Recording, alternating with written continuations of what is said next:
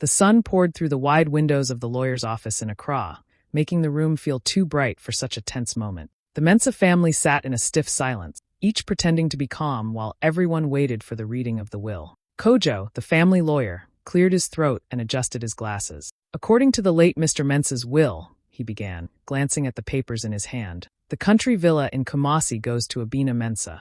Abina's face lit up instantly. She gasped and pressed a hand to her chest, already picturing herself lounging by the villa's garden. She was the golden child, beautiful, confident, always treated like royalty. Everyone expected she'd get the best of everything, and once again she did. Kojo continued, his tone unchanged. And to Efua Mensah, your father leaves this book. He placed a worn paperback on the table. Its title read How to Make a Fortune. The room fell silent for a moment, then Abina laughed, and soon the others joined her. That's so fitting, Abina said with a smirk. Maybe now you'll learn something useful. Efua tried to smile, but her throat tightened. Her mother reached over and gently squeezed Abina's hand. Your father always knew you were meant for more, she said softly, pride shining in her eye. Efua looked down at the book. The cover was faded, the corners bent, the price tag still stuck on, 5 cedis. She stood, clutching it close like it was something precious. Without another word, she walked out into the sunlight, holding that little book as if it were worth a fortune. Efua sat on the edge of her small bed in her one-room apartment, staring at the old paperback in her hand. The title still made her wince a little, How to Make a Fortune. It had felt like an insult when the lawyer handed it to her. But now, alone in her quiet room, curiosity took over. She opened it carefully, afraid the fragile pages might fall apart. The book smelled of age and dust, but as she flipped through it, something caught her eye. There were notes written in the margins, neat, familiar handwriting. Her father's. Her heart skipped. On the first page, beside a printed quote, he had written, Wealth begins when you stop chasing it and start building it. Efua blinked and read it again. It didn't sound like just a saying. It sounded like him talking directly to her. She turned another page and found more scribbles, names of people, addresses, even small hand-drawn sketches of products. One page had a note that read, Ask Kofi at Makola Market about suppliers. Another showed a rough drawing of a bottle labeled Shea. It hit her suddenly. This wasn't a random book. It was a map. Her eyes filled with tears. You didn't leave me nothing, Papa, she whispered. You left me everything I need. That night, she sat at her tiny wooden table with a notepad and began copying his notes, organizing them into lists and plans. The pages spoke of simple beginnings, small business ideas, people to learn from, skills to develop. There was no promise of quick riches, only guidance, patience, and faith. The next morning, she went to Makola Market just like the notes said. She found Kofi, an elderly man selling bottles and oils, and told him who she was. His face softened when she mentioned her father's name. Ah, Mr. Mensah, he said. He was a good man, always asking about business, always helping others. He shared stories, advice, and even taught her how to mix basic shea butter for me. Efua listened carefully, jotting everything down. The sun was hot, the air thick with the smell of spices and soap, but for the first time in months, she felt alive, like she was finally moving towards something real. Days turned into weeks. Every evening, after her day job, she'd come home and study her father's notes. Some nights she fell asleep at the table, pen still in hand. Her savings were small, but her determination grew with each page she turned. The laughter from that day at the lawyer's office still echoed in her head, but it no longer hurt. It fueled her. Every word her father had written became her guide. And as she sat by the dim light of her bedside lamp, surrounded by pages full of plans, Efua smiled softly. Her father hadn't left her behind. He had simply left her the tools to build her own way forward. Months went by, and Efua finally decided to take a risk. She had saved every cedi she could, skipping outings, eating simply, and walking instead of taking taxi. When she had enough, she invested it all into a small business, a handmade shea butter line she named Golden Earth. The name came from her father's notes. True wealth grows from the earth and the work of your hand. At first, everything seemed possible. She mixed the products herself in her kitchen, blending shea butter with coconut oil and honey. She designed simple brown labels and printed them on her old home printer. The first batch sat neatly on her table, 20 jars of promise. But when she went to local shops, they turned her down. Some said the packaging looked too plain. Others said no one knew her brand. A few smiled politely and told her to keep trying, which somehow hurt even more. She returned home that evening with all 20 jars still in her bag. Friends who once encouraged her now started to doubt. Maybe you should find a real job, one said gently. Another laughed and told her, you can't compete with the big brands, Efua. And online, Abina posted pictures from her villa, sipping wine beside imported curtains, her captions full of hashtags about success and blessings. Efua scrolled past them quietly, her chest tightening, but she refused to give up. One afternoon, while selling a few jars at a small weekend market, she met Kwesi, a university student studying marketing. He bought one jar, tested it on his hand, and looked up with a grin. "This is really good," he said. "You just need better packaging and a story people can connect with." They talked for hours. Kwesi believed in her product, and more importantly, in her vision. Together, they began rebranding Golden Earth. They designed clean, modern labels, took bright photos for social media, and started selling online. Kwesi helped her create a simple website and taught her how to use social media to reach customers. Slowly, orders started trickling in, 1, then 3, then 5. Efua felt a small spark of hope return. Then, one night, something incredible happened. A popular beauty influencer shared Golden Earth on her Instagram page, calling it the best shea butter I've ever used. The next morning, Efua woke up to hundreds of notifications. Orders flooded her inbox from all over Ghana. She cried, not from overwhelm, but from relief. All those sleepless nights, the rejection, the doubt, it was finally paying off. That night, as she packed jars late into the night, her father's words echoed in her mind. "Patience turns failure into foundation." She whispered the line out loud, smiling through her tiredness. Her hands were sore, her back ached, but her heart was light. Golden Earth was no longer just an idea in her father's notes. It was alive, growing, and shining exactly as he must have imagined. When the message from Abina came, Efua almost didn't believe it. Her sister had never invited her anywhere, but the text read, "Come to the villa this weekend. You should see what hard work gets you." Efua smiled faintly at her phone, already sensing the real reason for the invitation. But she agreed to go. She had nothing to prove, and nothing to hide. That Saturday, she arrived at the Grand Villa in Kumasi. The gates were tall and shiny, the kind of place that shouted wealth. Abina opened the door wearing a silk robe, her perfume filling the air before she even spoke. "Sister," she said, her voice dripping with pride. "Welcome to my world." Efua smiled politely and stepped inside. The house was impressive. Marble floors, crystal chandeliers, gold-accented mirrors. Every corner seemed designed to make a statement. Abina led her through the rooms like a tour guide, waving her manicured hand as she bragged about everything she owned. "These tiles are from Italy," she said. "That couch? Imported from France. Oh, and the curtains? Custom-made in Dubai." Efua nodded, admiring quietly, though her eyes noticed more than Abina realized. A faint crack stretched across one wall near the ceiling. In another room, she caught the smell of dampness. The pool outside looked beautiful from afar, but up close, the water was slightly murky, the tiles chipped. And when she passed a group of workers near the kitchen, she overheard their whispers, complaints about unpaid wages. Abina didn't seem to notice. She poured herself a glass of wine and sat back on her couch, crossing her legs dramatically. "So," she said, tilting her head, "how's your little business? Still making shea butter in jars?" Efua smiled gently. "Yes. It's growing slowly, but it's doing well. We've been getting more orders every week." Abina raised an eyebrow, unimpressed. "That's nice.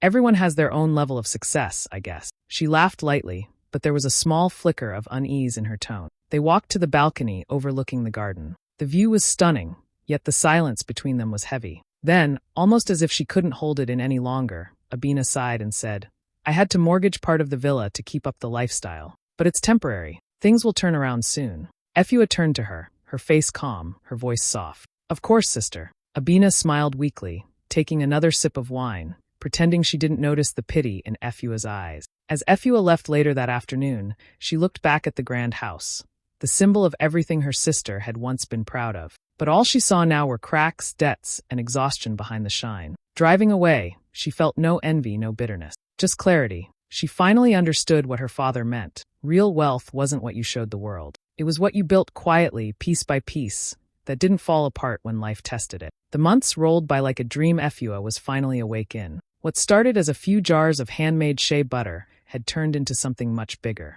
Golden Earth was no longer a small brand sold at local markets. It was everywhere. Supermarkets in Accra, Kumasi, and Takoradi stocked her products on their shelves. Influencers posted about it, beauty bloggers raved about it, and soon international orders began to pour in. Efua barely had time to breathe. Her small apartment became too crowded with boxes and jars, so she rented a small factory space. The walls smelled of shea and cocoa, and the hum of blenders filled the air every morning. She hired women from the community, single mothers, students, and young entrepreneurs, training them to make and package the products with care. Every label still carried her father's quote, "Patience turns failure into foundation." Then one morning, as she was leaving for work, Her phone buzzed nonstop. Kwesi called, his voice almost shouting with excitement. Efua, you're in Glow Africa magazine. They're calling you the Shea Queen of West Africa. She froze on the spot, her heart racing. She opened the article, and there it was.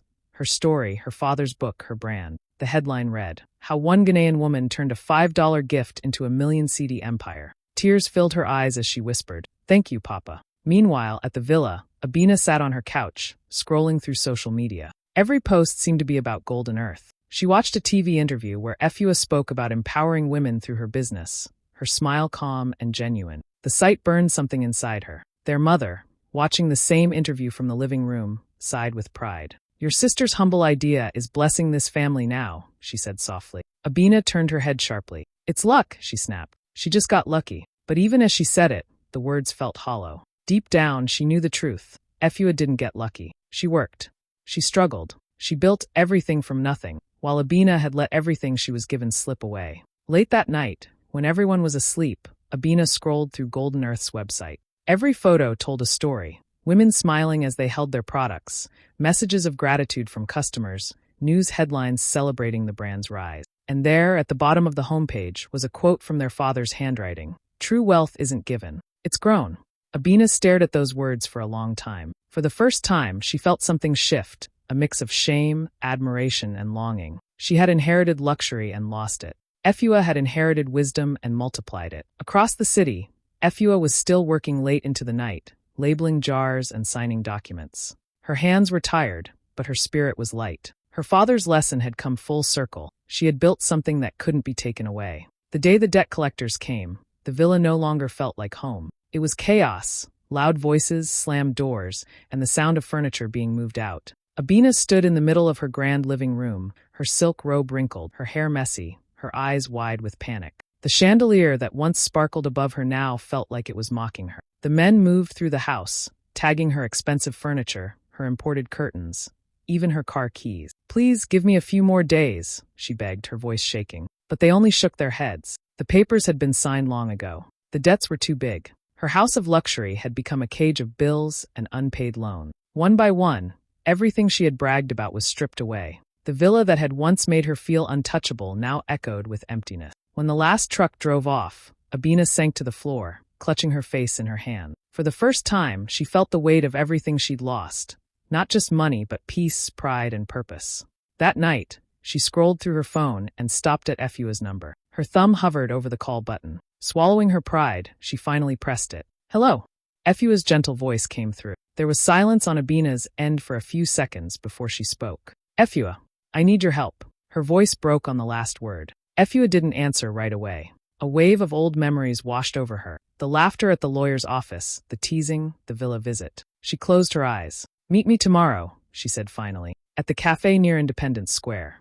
The next afternoon, Abina arrived wearing dark glasses, trying to hide her swollen eye. She looked smaller, quieter, nothing like the proud woman she once was. Efua was already there, sitting calmly with a cup of tea. When Abina sat down, her hands trembled. You've won, Efua, she said, her voice barely a whisper. Help me, please. I have nothing left. Efua looked at her for a long moment, her expression unreadable. You had everything once, she said softly. What did you do with it? Tears filled Abina's eyes. She couldn't answer. She just stared down at her hands, ashamed. Efua sighed gently and reached into her bag. She pulled out a small business card and slid it across the table. Abina looked confused. What's this?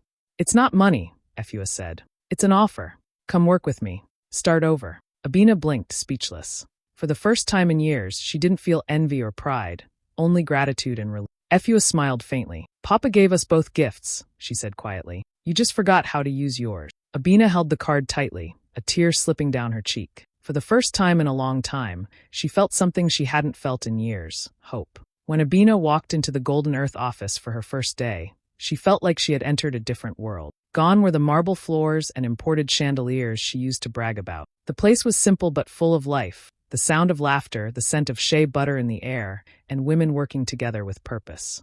Everyone moved quickly, packaging products, taking calls, writing notes on clipboard. It was busy, but there was something warm about it. Efua introduced her to the team. Everyone, this is my sister, Abina. She's joining us as a sales representative. A few people smiled politely, but most just nodded and went back to work. No one cared about her designer bag or her polished accent. In this place, results mattered more than appearances. At first, Abina struggled. She wasn't used to following instructions or taking orders. She fumbled with forms, forgot customer details, and once accidentally sent the wrong shipment. Some of the younger workers giggled when she made mistakes, and her cheeks burned with embarrassment. Every night she went home exhausted, her hands sore, her pride bruised. But Efua never scolded her. Instead, she guided her patiently, showing her how to listen to customers, how to pitch the brand's story with honesty, how to earn trust one person at a time. People don't buy from Golden Earth because it's fancy, Efua told her one evening. They buy because it's real. Abina started to understand.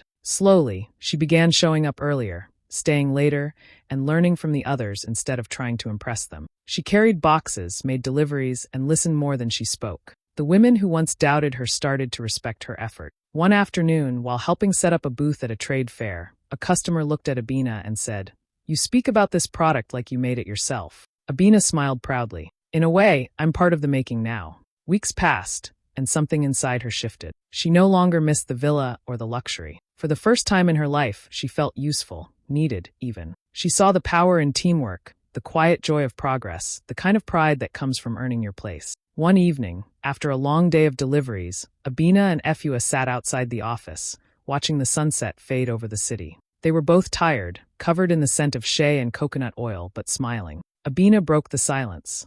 "You know, I used to laugh at you," she said softly. "I thought you were wasting your life chasing something small. But you're stronger than all of us." Efua looked at her sister, her eyes kind. "Papa gave us both gifts," she said gently. "You just didn't open yours right away." Abina laughed quietly, tears glimmering in her eyes. For the first time, she didn't feel like she was standing in Efua's shadow. She was walking beside her, finally ready to build something that would last. The old house in Kumasi stood quietly at the end of a narrow road, surrounded by mango trees and the soft hum of evening crickets. It had been years since Efua last stepped inside. Her father's house, once worn and faded, now looked alive again. She had used part of her Golden Earth earnings to restore it, not into something fancy, but something that felt like him, simple, peaceful, and full of meaning. As she walked through the front door, the air smelled faintly of wood polish and home. Every corner brought back memories. Her father's old radio on the shelf, the faded family photos on the wall, the creaky chair he used to read in. She smiled, running her hand along the smooth surface of the table where he once corrected her schoolwork. On a small wooden shelf sat the old book, How to Make a Fortune. The cover was still bent at the edges, but now it looked different to her. It wasn't just an old paperback anymore. It was the root of everything that had changed her life. She picked it up gently, feeling the weight of all the lessons hidden inside. Flipping through the pages again, she noticed something she hadn't seen before, a small envelope tucked between the last few pages. Her breath caught. Carefully, she pulled it out.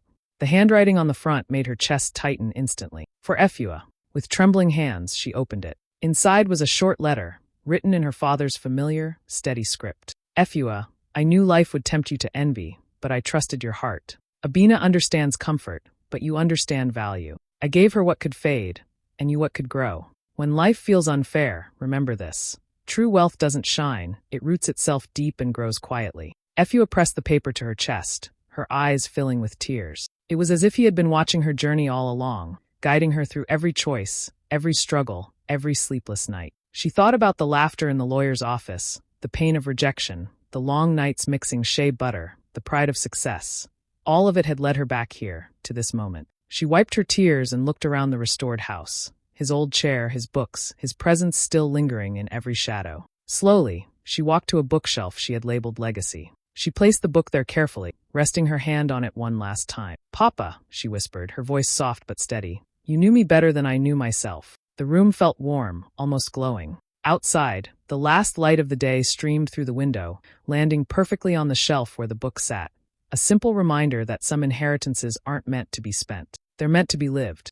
2 years later, the name Golden Earth was known far beyond. What began in Efua's small apartment had grown into a continental brand. Billboards across Accra showed her products, glowing jars of shea butter with the words natural, honest, African, printed beneath them. Supermarkets in Nigeria, Kenya, and South Africa carried the brand. Even international stores had started stocking it. But for Efua, the real pride wasn't the fame or money. It was the people. She had opened training centers across Ghana to help women start their own small businesses, just like she once did. The rooms buzzed with energy and hope. Women learned how to make and package shea butter, how to market, save, and dream bigger. Each center had a quote painted on the wall from her father's book: "Build with your hands, grow with your heart." And at one of those centers, standing confidently before a class of young women, was Abina. Gone were the diamonds and designer clothes. She wore a simple golden earth t-shirt, her hair tied back, a warm smile on her face. She had found her rhythm again, humble, kind, and full of purpose.